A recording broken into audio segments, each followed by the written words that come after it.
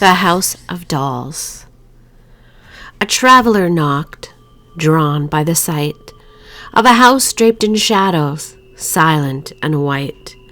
The door creaked open, an invitation so sweet, but the air was thick with the smell of deceit.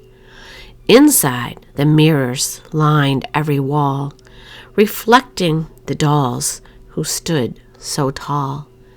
The old lady whispers, her voice a soft plea, "Come closer, my dear, and you too shall see."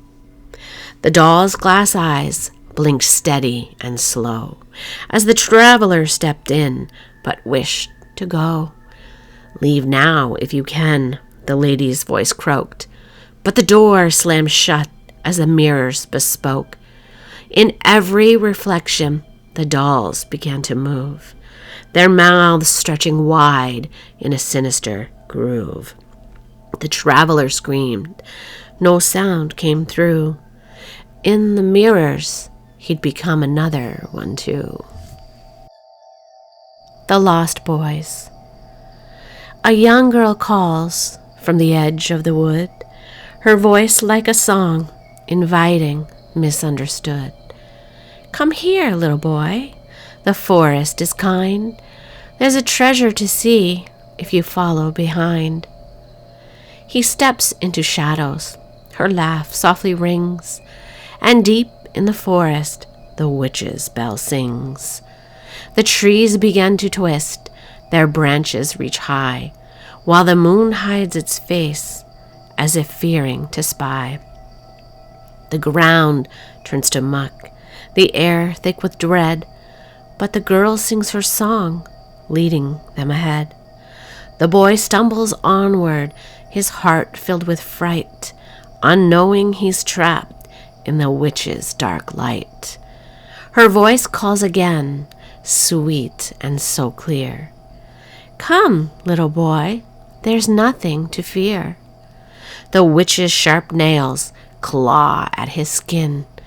At long last, her feast will begin. And when the morning breaks with no boy in sight, the girl waits for another in the dark of night. The date. She smiled at him. The night was bright. A dinner date, a perfect sight. But in his eyes a shadow stayed, a cold intent his smile betrayed. He spoke of dreams of love so pure, but behind his words she wasn't sure. The air grew thick, her pulse did race, as danger crept upon her face. His hand brushed hers with fingers cold. The tale he spoke, it turned so bold. A step too far, the truth unwound, her heart now heavy with fear profound. But as she turned to flee from him, the world around her grew too dim. His grip was tight, her breath was caught. No strength or hope could now be sought. The web he'd spun so tightly wound, pulled her in, she couldn't break ground. With every struggle, she lost her will. A final breath, the night stood still.